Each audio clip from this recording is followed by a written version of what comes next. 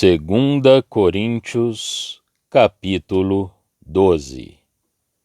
Em verdade que não convém gloriar-me, mas passarei às visões e revelações do Senhor. Conheço um homem em Cristo que há 14 anos, se no corpo não sei, se fora do corpo não sei, Deus o sabe, foi arrebatado ao terceiro céu.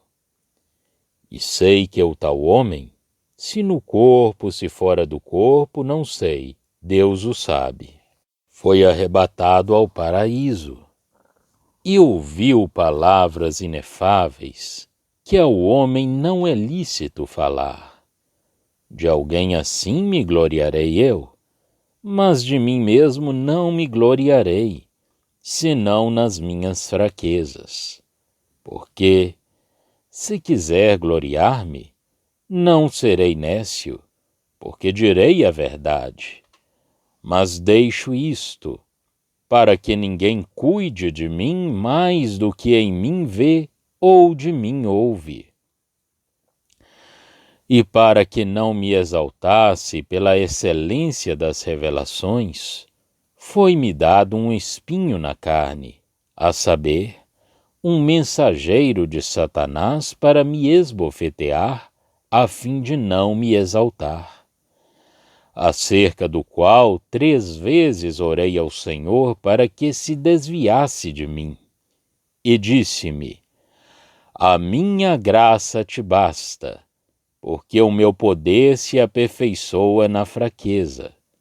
De boa vontade, pois, me gloriarei nas minhas fraquezas, para que em mim habite o poder de Cristo. Por isso sinto prazer nas fraquezas, nas injúrias, nas necessidades, nas perseguições, nas angústias por amor de Cristo. Porque quando estou fraco, então sou forte. Fui nécio em gloriar-me, vós me constrangestes. Eu devia ter sido louvado por vós, visto que em nada fui inferior aos mais excelentes apóstolos, ainda que nada sou. Os sinais do meu apostolado foram manifestados entre vós com toda a paciência, por sinais, prodígios e maravilhas. Pois em que tendes vós sido inferiores às outras igrejas, a não ser que eu mesmo vos não fui pesado, perdoai-me este agravo. Eis aqui estou pronto para pela 3ª vez ir ter convosco, e não vos serei pesado, pois que não busco o que é vosso, mas sim a vós. Porque não devem os filhos entesourar para os pais, mas os pais para os filhos. Eu de muito boa vontade gastarei, e me deixarei gastar pelas vossas almas, ainda que, amando-vos cada vez mais, seja menos amado. Mas seja assim, eu não vos fui pesado, mas, sendo astuto, tomei-vos com dolo. Porventura aproveitei-me de vós por algum daqueles que vos enviei? Roguei a Tito, e enviei com ele um irmão. Porventura Tito se aproveitou de vós? Não andamos porventura no mesmo espírito, sobre as mesmas pisadas? Cuidais que ainda nos desculpamos convosco? Falamos em Cristo perante Deus, e tudo isto, ó amados, para a vossa edificação.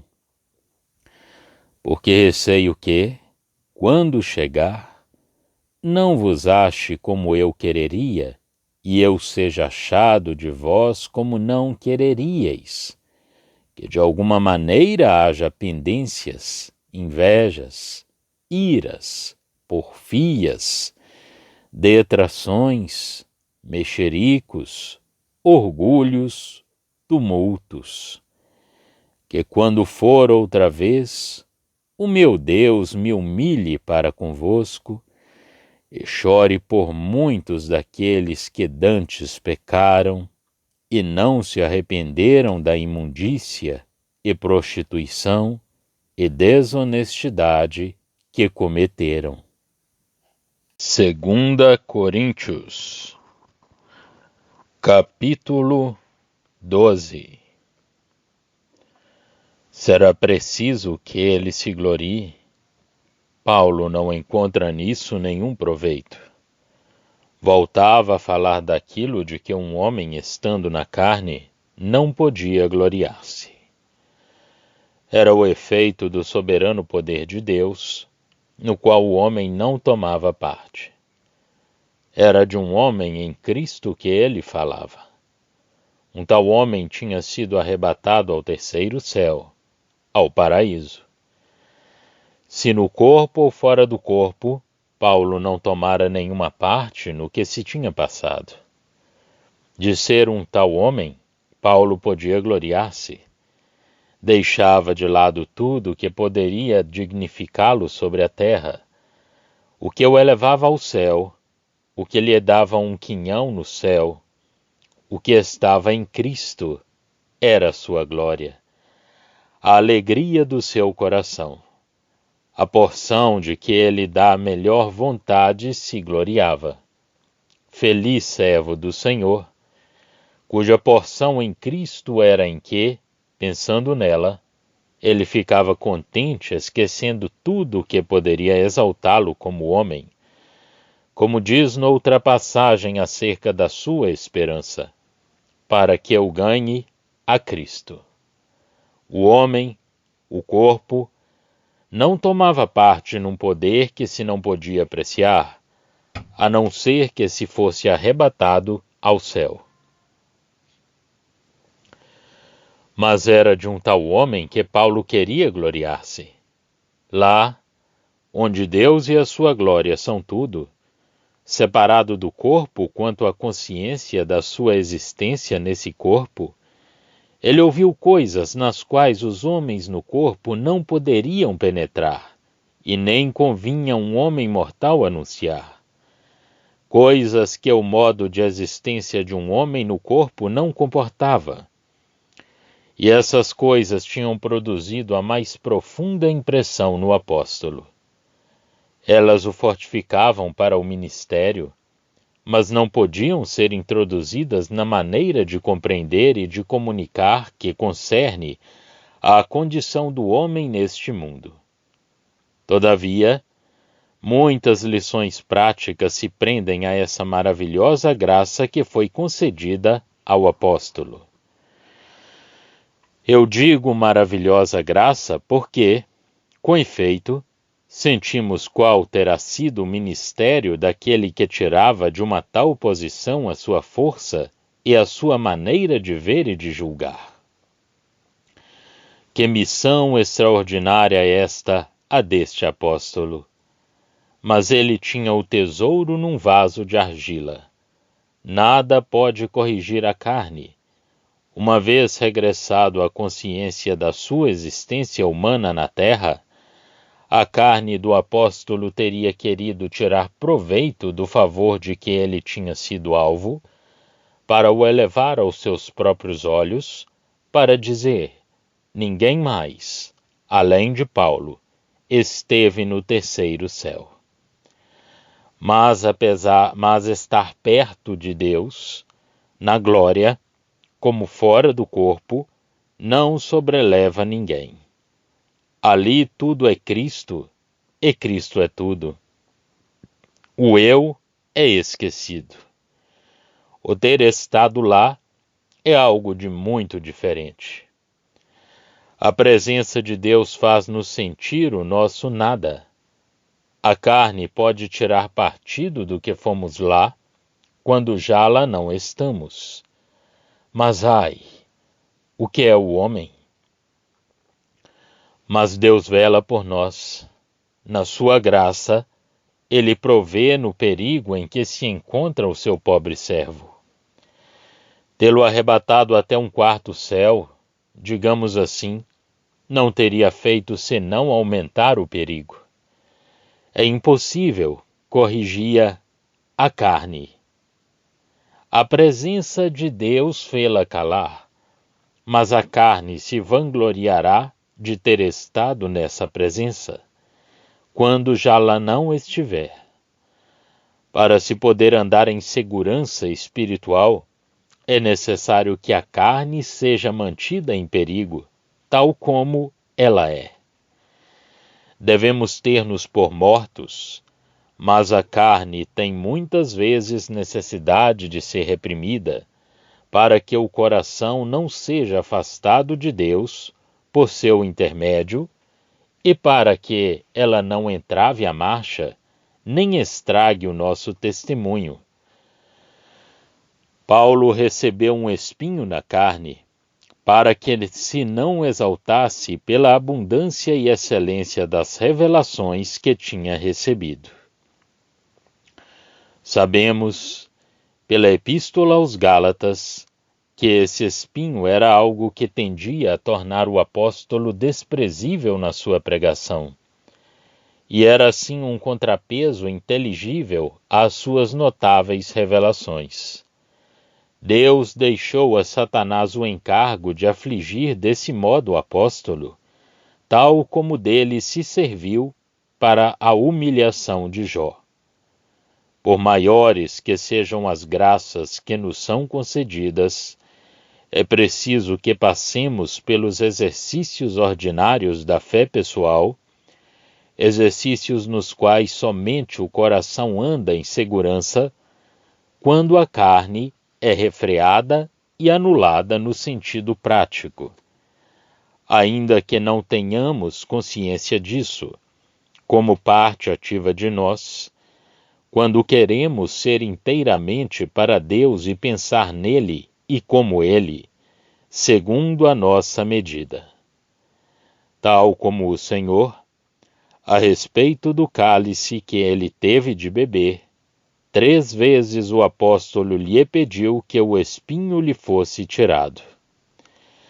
Mas a vida divina formava-se na renúncia de nós mesmos, e no nosso estado de grande imperfeição, essa renúncia, na prática, verdadeiramente ela teve já lugar quando vimos a nossa posição em Cristo, opera-se em nós, tornando-nos conscientes da humilhante verdade que esta carne, que nós tanto gostamos de mimosear, é imprópria para a presença de Deus e para o serviço ao qual somos chamados. E muito felizes somos nós se essa renúncia se opera por vias preventivas, em vez de ser por uma queda, como aconteceu com Pedro. A diferença é transparente. Em Pedro, a confiança em si mesmo misturava-se com a sua vontade própria, apesar das advertências do Senhor.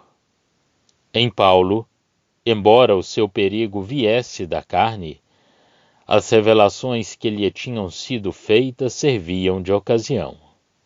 Se, na presença de Deus, aprendermos a conhecer a tendência da carne, saímos dela humildemente e escapamos à humilhação.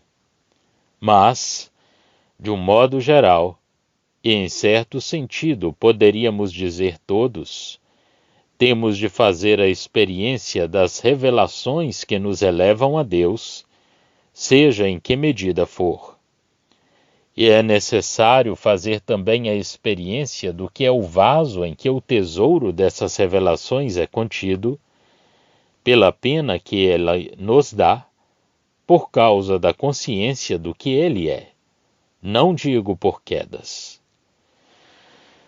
Deus, no seu governo, sabe como reunir os sofrimentos por Cristo e a disciplina da carne nas mesmas circunstâncias, o que explica Hebreus 12, de 1 a 11. O apóstolo pregava. Se era desprezado na sua pregação, era pelo Senhor que ele sofria. Porém, o que o fazia sofrer disciplinava a carne e impedia-o de se orgulhar das revelações que lhe tinham sido feitas e do poder que daí lhe resultava e com o qual ele expunha a verdade. Na presença de Deus, no terceiro céu, Paulo sentia bem que o homem nada era e que Cristo era tudo. E ele devia adquirir a experiência prática disso, mesmo neste mundo. É preciso que a carne seja anulada, ali, onde ela não é nula, pelo sentimento experimental do mal que está nela. E ela deve vir a ser assim, de modo consciente, nula na experiência pessoal do que ela é. Porque o que era a carne de Paulo, que não fazia senão entravá-lo moralmente na sua obra, afastando-o de Deus, senão um companheiro importuno e indesejável no seu trabalho? A supressão da carne, sentida e julgada, era um exercício muito proveitoso para o coração. Note-se aqui a feliz posição do apóstolo, como arrebatado ao terceiro céu. Ele podia gloriar-se de um tal homem, porque o eu estava inteiramente perdido nas coisas com as quais ele estava em relação. Paulo não se gloriava nas coisas, já não diz, em mim. O seu eu estava completamente perdido de vista no gozo das coisas inefáveis que o homem não podia exprimir quando reentrava na consciência do eu. Paulo gloriava-se de um tal homem, mas em si mesmo, visto na carne, ele não se gloriava senão das suas fraquezas. Por outro lado, não é humilhante pensar que aquele que tinha gozado de uma revelação tão gloriosa devesse fazer a penosa experiência do que é a carne, má, desprezível e egoísta? Note-se também a diferença existente entre Cristo e qualquer outro homem. Cristo pôde encontrar-se sobre o monte, em glória, com Moisés, e ser reconhecido filho pelo próprio Pai, e em seguida encontrar-se na planície em presença de Satanás e da multidão. Embora as cenas sejam diferentes, ele é igualmente perfeito em ambas.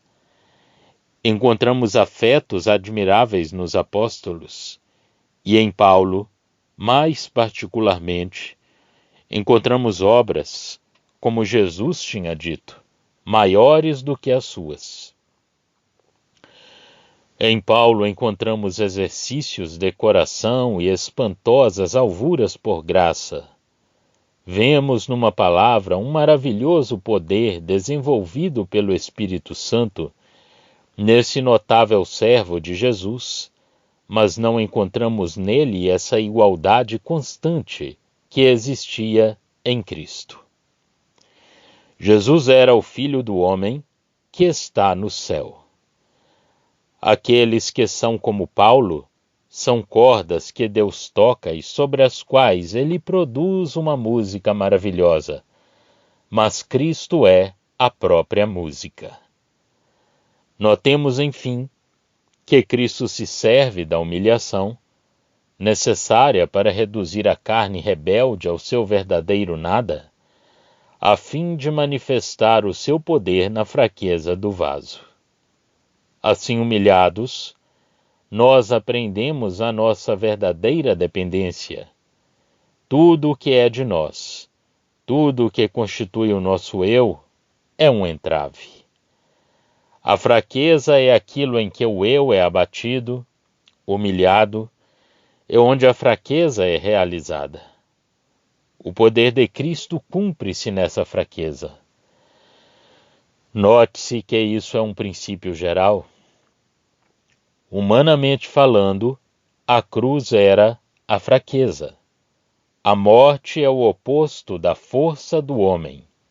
No entanto, foi nela que a força de Cristo se revelou.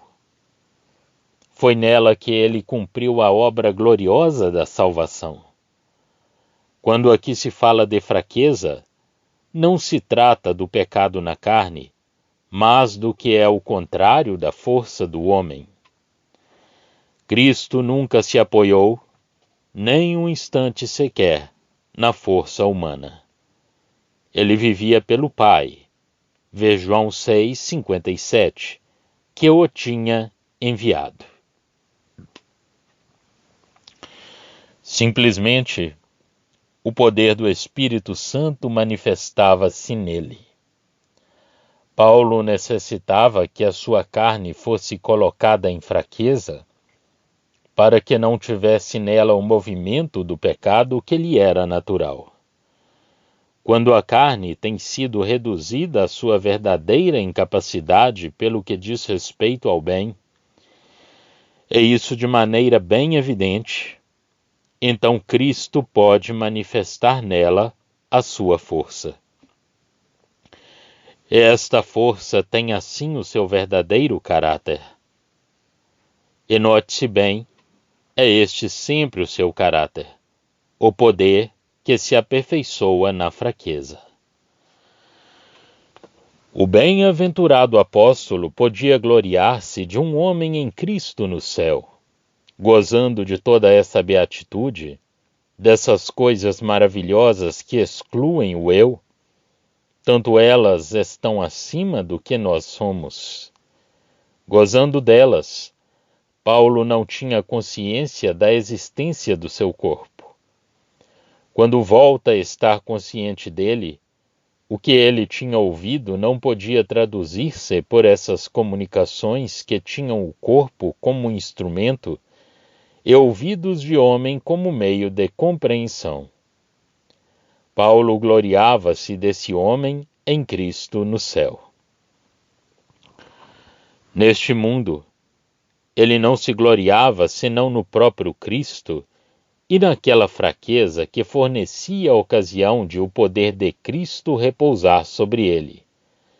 E era também a demonstração de que esse poder era o poder de Cristo, que Cristo fazia dele o vaso da manifestação do seu poder.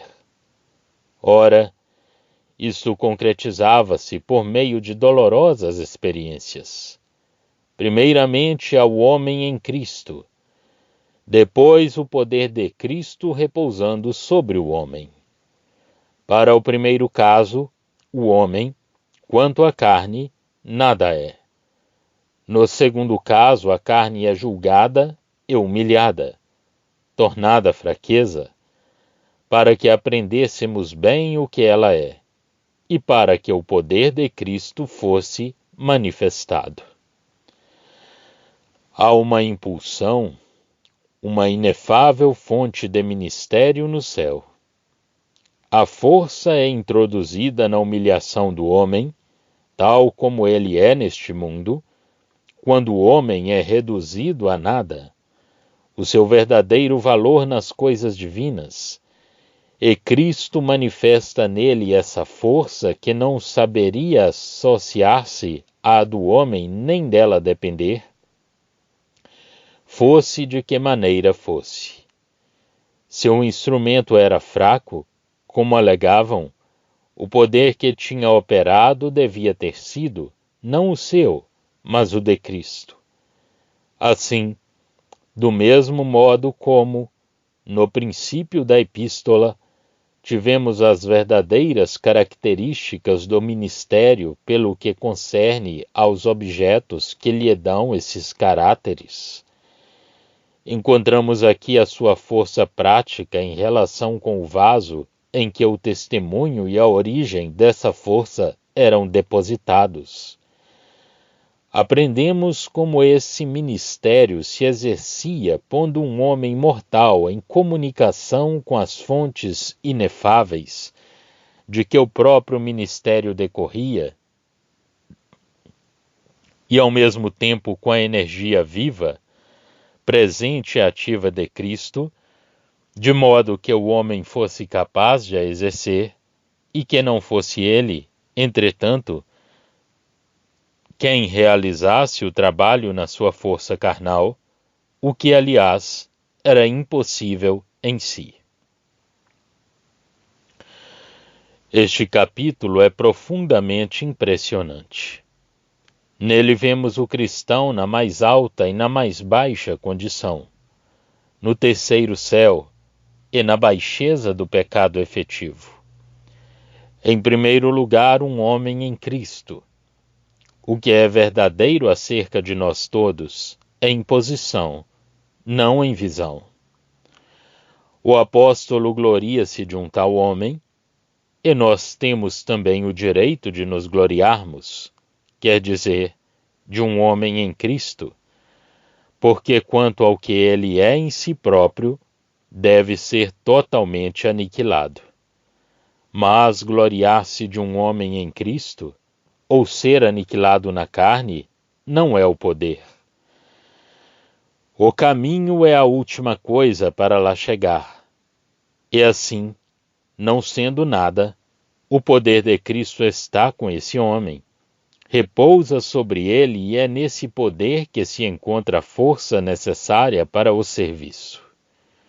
O homem em Cristo está no seu próprio lugar. E Cristo no homem, ou o seu poder sobre ele, é a força para servir. De sorte que nós temos o que há de mais elevado naquilo que se concebe do Espírito. Temos o que há de mais baixo nas falhas da carne, e o caminho do poder aniquilando a carne. Temos o poder de Cristo conosco, o poder prático, enquanto ainda estamos no corpo. Mas há o sentimento da fraqueza, a falta de proporção entre o que nós somos, quanto ao vaso de barro, e o que é administrado e de que gozamos. Não se trata simplesmente do que está mal, mas do vaso de barro que encerra o tesouro. O apóstolo gloriava-se, pois, nas suas fraquezas e nos seus sofrimentos. Tivera de falar como se estivesse fora de si. Aqueles que proclamaram a excelência do seu ministério tinham-no forçado a fazê-lo.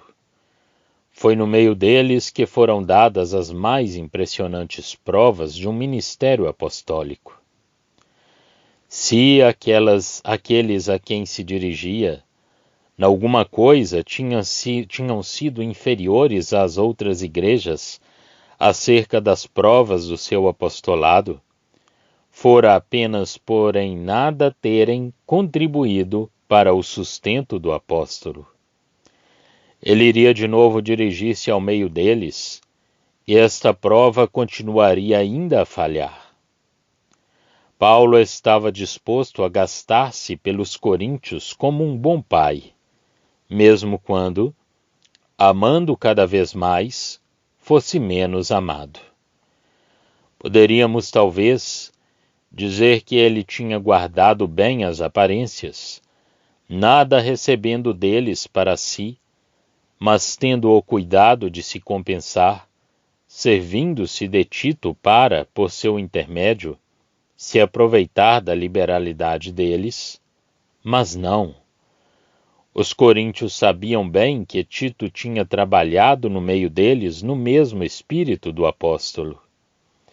Triste ocupação essa, quando um coração, que está muito acima desses motivos e dessas maneiras de julgar e de estimar os valores, é inteiramente penetrado dos motivos divinos e gloriosos de Cristo, se vê forçado a abaixar-se àqueles que enchem os corações egoístas das pessoas a quem ele tem de se humilhar, de corações que estão ao nível dos motivos que animam e governam o mundo que os rodeia.